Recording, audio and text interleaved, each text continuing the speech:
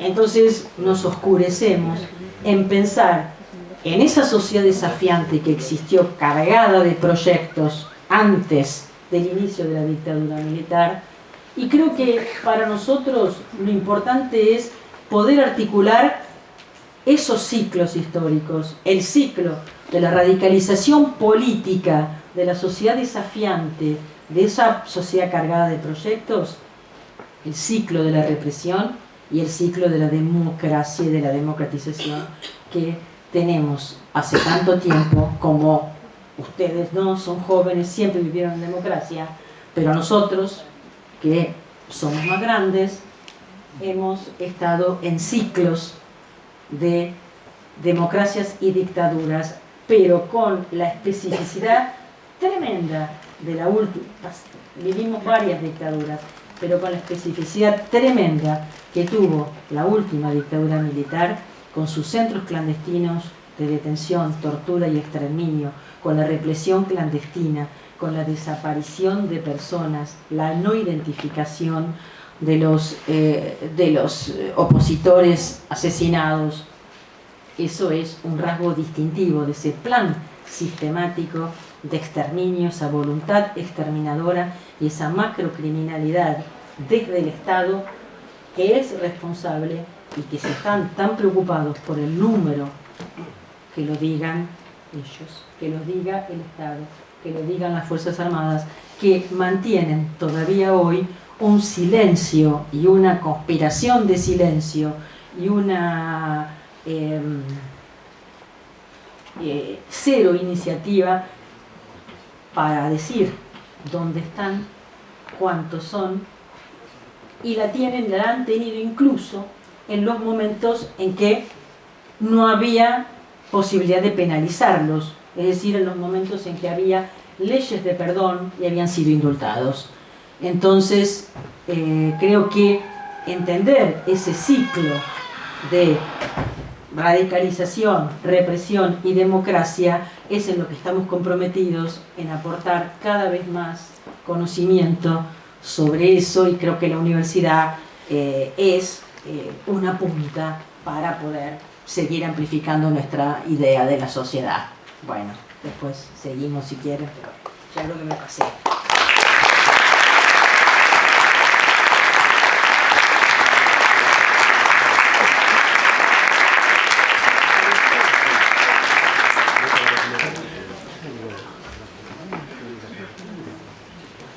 Sí, vos.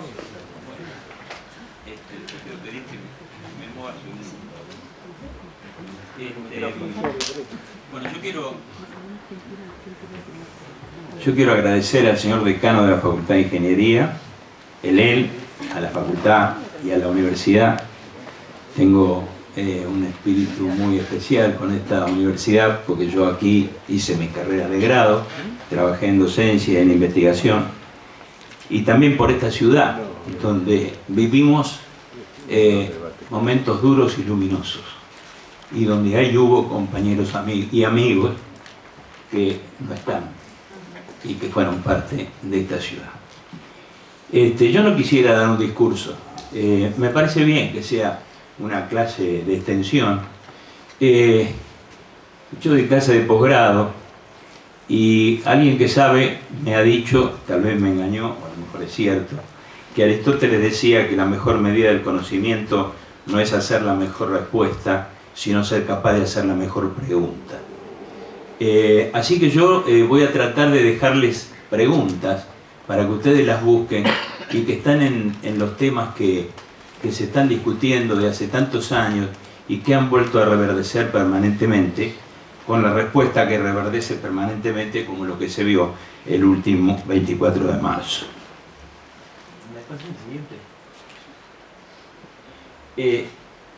Yo no les voy a decir todo.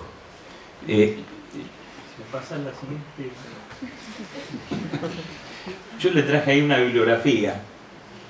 No quiere decir que sea toda la bibliografía, pero eso lo pueden encontrar o en Mercado Libre, o en Internet, o en las librerías.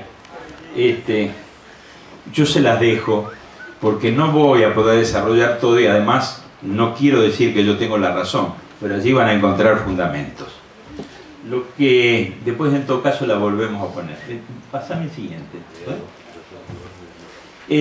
Yo quiero hablar sobre esas 6 cuestiones que son las que me parece que están candentes en discusión.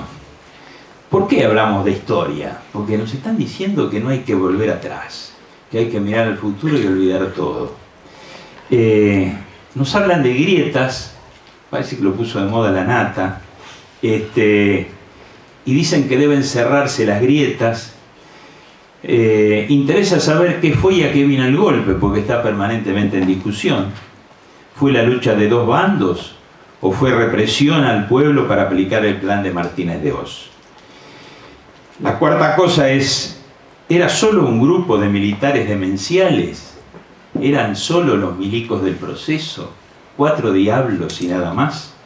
¿Qué tenía que ver con disputas en el mundo? ¿Eran solo los yanquis? ¿Cómo era el mundo en ese entonces? ¿Era un mundo de países razonables o como la manzana que puse al principio, es un mundo comido a mordiscones por un grupo de potencias bandoleras? Por eso puse esa imagen inicial. Quinto, 3 errores de un sector que hizo que fueran usados para desestabilizar, que es bueno analizarlo para no volver a cometerlos, porque eso provocó una división que permitió que la dictadura avanzara y permitió que se siguiera justificando siempre esa represión y esa dictadura tan reaccionaria por encima y sangrienta por encima de todas las que nosotros vivimos. Y por último, que siempre se dice, reunámonos, pongámonos de acuerdo y hagamos una política de Estado. ¿Hay política de Estado o no hay política de Estado? Eso es lo que yo quiero poner como interrogante. No quiero que no va a salir como solución. Cada uno se llevará su opinión, investigará y buscará. Yo tiré esos 5 o 6 libros, pero en internet hoy, como dice un amigo mío, desde que está internet cualquiera habla de cualquier cosa. Así que todos podrán encontrar el tema. ¿Por qué la historia? Orwell decía, quien controla el presente controla el pasado y quien controla el pasado controlará el futuro. Entonces, ustedes van a ver que cada grupo hace su relato para que justifique su presente para poder proyectarlo al futuro. Es una opinión, Alberti lo decía mejor, decía, la falsa historia es la base de la falsa política. Por lo tanto, el que quiera una verdadera política para resolver los problemas que realmente nos aquejan, tiene que ir a la verdadera historia, no a construir un relato que de antemano justifique lo que yo quiero que justifique. Gramsci, dicen, tomó de Roland el apotegma de que la verdad es siempre revolucionaria. Yo creo que hay que intentar esto último. Partimos de los hechos, partimos de la ciencia histórica, no de relatos. No inventamos un justificativo a lo que ya pensamos, sino intentamos tener una posición basada en los hechos, basada en lo que realmente ocurrió. Para ustedes es importante esto. A mí me parece bien que haya carreras de extensión o cátedras de extensión, porque bueno, no es que van a tener un pegamento cultural a su formación. Yo voy a partir de lo más simple. Usted, creo que lo que hay acá es mayoritariamente ingenieros o estudiantes de ingeniería. ¿Para qué ingenieros en un país que cada vez es menos industrial? ¿Para qué ingenieros en un país primarizado y cada vez más primarizado? Entonces necesitamos ver la historia para saber cómo empezó esta historia de primarización.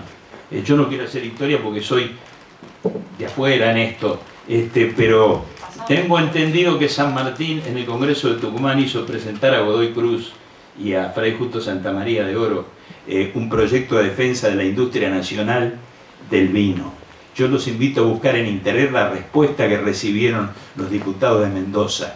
Recibieron respuestas que podían haber sido escritas ayer a la tarde.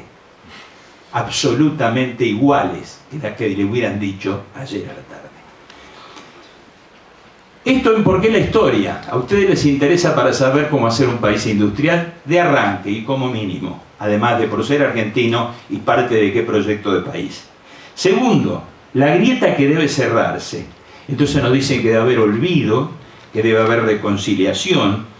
se deforma la historia, y el otro día dijo esa señora que pasó por tantos lugares, que es Bullrich, que siempre miramos el pasado y tenemos que mirar el futuro. Esteban Bullrich, del mismo apellido, el ministro de Educación, en la casa de Ana Frank dijo hace unas semanas: ella tenía sueños, sabía lo que quería, escribía sobre lo que quería, y esos sueños quedaron truncos en gran parte por una dirigencia que no fue capaz de unir y llevar paz a un mundo que promovía la intolerancia. Es decir, habría que haberse reunido los dirigentes fascistas y antifascistas, nazis y antinazis, para llegar a un acuerdo posible. ¿Qué podría ser? Un medio holocausto, un medio fascismo. ¿Qué podía ser? Hubo los que hicieron eso, y esos provocaron el desastre del fascismo y los crímenes del fascismo. Entonces nos proponen unirnos ¿con quién? Para discutir qué y para llegar a qué acuerdos. Suena más el culpable que quiere que se olviden sus penas. En todo caso digan directamente que quieren una amnistía. Entonces se ve que está muy metido en las ideas de alguna gente, y particularmente se ve que en este gobierno, este tema de la grieta. Yo particularmente no voy a ocultar mi ideología política, porque no sea cosa que mañana diga la gobernadora que estoy ocultando en este lugar lo que pienso. Todo el mundo sabe que desde hace muchísimos años estoy de acuerdo con la posición del Partido Comunista Revolucionario. Por lo tanto, yo voy a recordar que Mao Zedong hizo, entre otras tesis filosóficas, uno acerca de la contradicción y otro acerca de las contradicciones en el seno del pueblo. Y básicamente, ¿qué decía? Entre las personas hay matices, hay diferencias, que son contradicciones. Pero las contradicciones son de dos clases: las que hay entre los que somos amigos o parte del pueblo, y las que hay con los que son totalmente opuestos a lo que queremos hacer. Las primeras se resuelven con la crítica, la autocrítica, para llegar a una unidad mejor. La segunda no se puede resolver de esta manera, porque si yo quiero ir a Pergamino y el otro quiere ir a Mar del Plata, no podemos encontrar un término medio, porque el GPS nos va a decir recalculando. Entonces, lo que se trata es de ubicar entonces cuáles son las contradicciones con los amigos.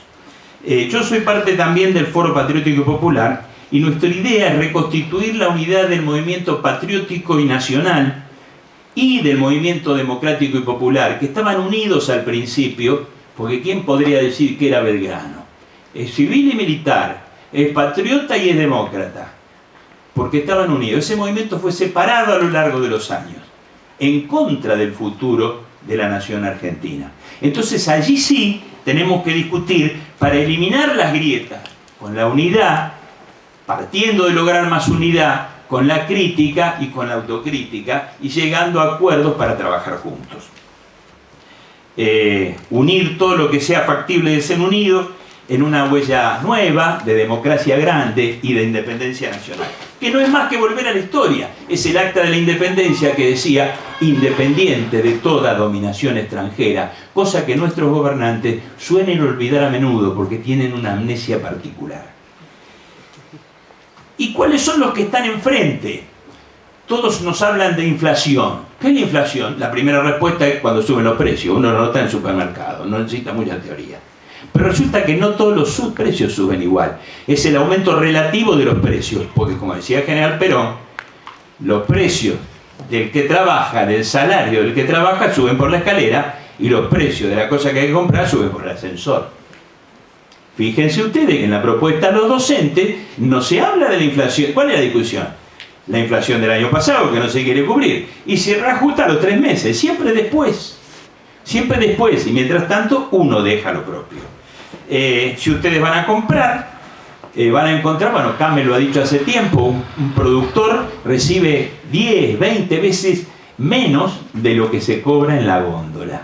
Están pagando un monopolio de distribución. Esos monopolios son extranjeros. Eso es parte de la dependencia, eso es parte del imperialismo. Pero ese hombre que produce, además, yo una vez en 1987 leía el Rural de Clarín, y decía que 1000 hectáreas, que es mucho territorio en Pergamino, tenían una renta agraria, un alquiler, digamos, para esa tierra, del 50% de la cosecha, libre de polvo y paja. Es decir, el que trabajaba pagaba el 50% y después lo demás se lo arreglaba con el otro 50%. Es decir, que aquello que compramos encima está pagando una renta terrateniente parasitaria del 50%. Dos montañas que hay que cambiar en Argentina: la dependencia del imperialismo y los terratenientes. No todo el campo, no el campo, que dice la Federación Agraria, 1 millón de chacras de campesinos propietarios. ¿De dónde va a salir? De lo que son dueños de media provincia, que casualmente son los dueños de los nombres de muchas calles, desde hace muchísimo tiempo. Entonces, es un cambio profundo, democrático, popular, agrario, antiimperialista. Para mí, camino al socialismo, pero lo discutiremos con los amigos. Lo pelearemos con los amigos, no arranca como socialista. Y habrá radicales de Alén Irigoyen, peronistas de Perón y Evita, creyentes de Francisco, ateos, militares como Mosconi, Sabio, Piedrabuena, y civiles luchadores populares. Entonces esas son las grietas que yo quiero eliminar para unirnos. No la grieta con Videla. Un amigo mío bioquímico tiene un amigo originario, del pueblo originario, que dice que entre los hombres siempre hay un río de agua que pasa. Y dice el hombre: vengo a hablar con usted con los pies mojados, como diciendo, paso el río y me mojo los pies. Pero una cosa es pasar el río de agua y otra cosa es mojarse con la sangre que derramaron los del otro lado. Esto es lo que yo opino sobre el tema de la grieta. Tercero, ¿qué fue y a qué vino ese golpe de Estado? Permanentemente nos hablan de dos bandos, ¿no? El otro día dijo Rico que había habido dos bandos que se habían reunido. Me sorprende porque yo sé lo que piensa Rico y no decía eso antes. Ahora resulta que hubo dos bandos y se reunieron. Si yo fui del otro bando, a mí no me invitaron. Yo no tuve ninguna reunión con el otro bando. Pero parece que hay dos bandos. Eso se utiliza de distinta manera. Gómez Centurión utiliza para decir, y los que defienden el proceso, que si no fuera por ello la Argentina no existía más porque hubiera sido dominada por un bando terrorista, etcétera, etcétera. Nosotros éramos en la cárcel delincuente terrorista, DT o DS, delincuente subversivo. Y chao. Entonces éramos el otro bando, supuestamente, pero nunca nos llamaron. Eso es lo que quieren hacer decir. Esa es una opinión, porque yo creo que en realidad, y eso se puede investigar, fue la represión al pueblo para aplicar el plan de Martínez de Oz, que no se podía aplicar de otra manera. Hay cierta gente a la que le reverdece permanentemente el miedo del pueblo. Ustedes ven, incluso progresista, como Mejide, que le parece ahora que las elecciones de medio término son una inconveniencia. ¿Por qué es una inconveniencia? ¿Por qué consultar al pueblo es una inconveniencia? Porque se va a hacer algo contrario a lo que se le dijo. Como ya dijo Menem, si hubiera dicho lo que yo iba a hacer, no me votaban. Y después Duhalde dijo, no hace falta el programa, si después uno no lo cumple. Entonces claro que las elecciones estorban. Lo mejor es una monarquía absoluta. Volvamos a Luis XIV, sean francos y díganlo. Progresistas y no progresistas, ¿qué piensan esto? Esta dictadura yo creo que va a ser recordada como la que aplicó ese plan de Martínez de Oz desde antes planificado. Ese plan estaban haciéndolo antes del golpe. No se encontraron de golpe con la necesidad de hacer un plan económico. Y hubo que eliminar a todo lo que había. Porque veníamos, como decía recién la doctora, veníamos de un proceso de lucha popular muy grande. Veníamos del cordobazo, del rosariazo, del correntinazo, había cuerpo delegado al movimiento obrero, el ESMATA de Córdoba con Salamanca, cuerpo delegado al movimiento estudiantil, las ligas agrarias, en todos lados había delegados. Era lo que alguien escribió, creo que fue Alzogaray en el diario La Prensa: hay que terminar con los soviets de fábrica, decía. Y ahí demostraba la hilacha qué es lo que le molestaba. Porque eso es lo que se decía recién. Había una democratización enorme, un cuestionamiento general, se discutía todo. Entonces no se podía aplicar en esas condiciones el plan de Martínez de Oz. Después se inventó la excusa que se inventó y ya vamos a hablar. El diario Clarín del 17 de marzo del 2013, no puede ser sospechado de un diario de izquierda, el columnista Marcelo Bonelli que tampoco puede ser sospechado de eso, escribió: el exministro Martínez de Oz anunció el 2 de abril de 1976 un programa que provocó la desaparición de 1/3 de la industria nacional, y eso les interesa a ustedes. Bajó el salario, endeudó al país y armó una bicicleta financiera que se popularizó como la plata dulce, vean la película, y la patria financiera. Así inició un tobogán económico y dejó una herencia que condicionó a los gobiernos democráticos. Tamaño desastre económico y social solo pudo llevarse adelante con la represión de la dictadura militar. Se llamó pomposamente Programa de Recuperación, Saneamiento y Expansión de la Economía. Esto lo pueden encontrar en internet. Casi todo lo que yo les estoy diciendo lo pueden encontrar en internet. Eso escribió Marcelo Bonelli el 17 de marzo de 2013 en el diario Clarín. Entonces no fue un golpe necesario para vencer a la subversión. Era un plan sistemático para eliminar a toda oposición al plan antinacional de entrega que ya había sido diseñado previamente por Martínez de Oz.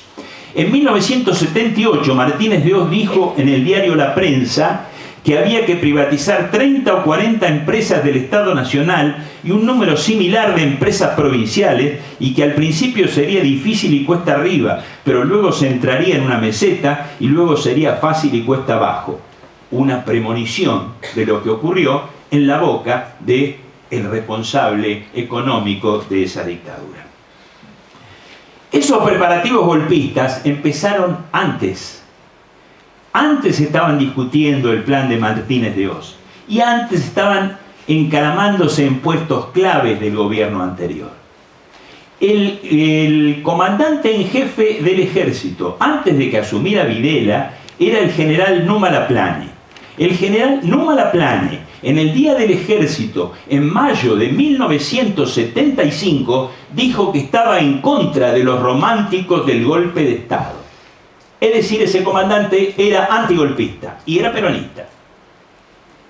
En julio del año 1975, ese grupo militar separó a López Rega. Así que la excusa no es que vinieron por López Rega, eso es mentira. Busquen en el diario y van a encontrar que López Rega se fue en julio de 1975, antes del golpe de Estado, y asume el coronel Damasco como ministro del Interior, a quien pude conocer. Y quiero decir una cosa: yo entré en su casa, me senté en un sillón y el sillón tocó el suelo. Es decir, y el desorden del libro se parecía a mi casa. Y tenía un Ford Taunus del mismo modelo que el último auto que tuve yo, que era un Dodge modelo 81. Así que era un tipo que fue ministro y vivía en las mismas condiciones. Como Julio González, el secretario técnico de la presidencia, que vive en la misma clase, ahí, en la misma casa, ahí en el barrio de Flores, que vivía hace como 50 años. Y no tiene ni auto. Entonces, el grupo de Videla y Viola consiguió la comandancia y el segundo cargo del ejército. Ya tenían a Macera y después tuvieron a Fautario, que fue pasado a retiro después del golpe de Capellini. Cuando tuvieron los 3 mandos de las Fuerzas Armadas, se lanzaron al golpe abierto. Pero antes venían trabajando en eso. Dice Julio González en alguno de los libros que puse por ahí en la anterior, que en realidad eran 2 proyectos. Un proyecto de una Argentina industrial, científica y tecnológica, y un proyecto de una Argentina primarizada, vendedora o de granos o de vaca o de petróleo, de vaca muerta, pero siempre primarizada, que es la vuelta al proyecto original. Eso es lo que está en discusión, y por eso es importante para ustedes, estudiantes de ingeniería, porque ustedes tienen futuro si Argentina es una Argentina independiente e industrial. Se dice que la represión, eso se lo escuché también decir nuevamente a Gómez Centurión, era porque había unos decretos anteriores. Yo ahora no voy a abundar, los decretos los tengo acá. Si en la pregunta tenemos tiempo, yo les voy a demostrar que esos decretos no eran de Isabel Perón, esos decretos eran de Luder, que trabajaba con los golpistas. Ellos intentaron hacia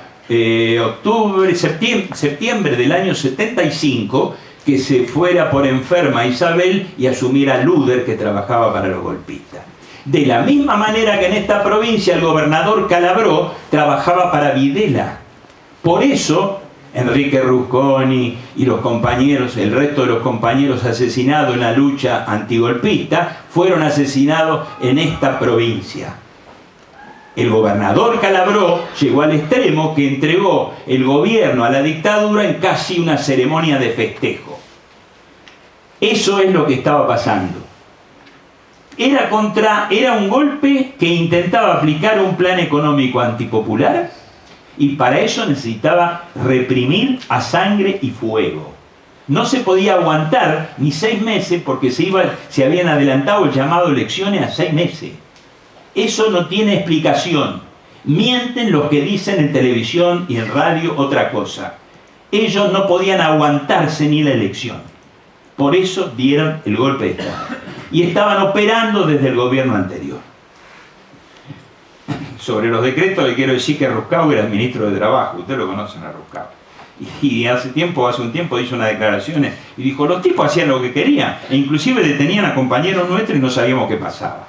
Eso lo decía el ministro de Trabajo del gobierno anterior. Es decir, que operaban por encima del gobierno. No es que, como algunos quieren decir, el golpe empezó con Isabel. El golpe empezó con Videla el 24 de marzo.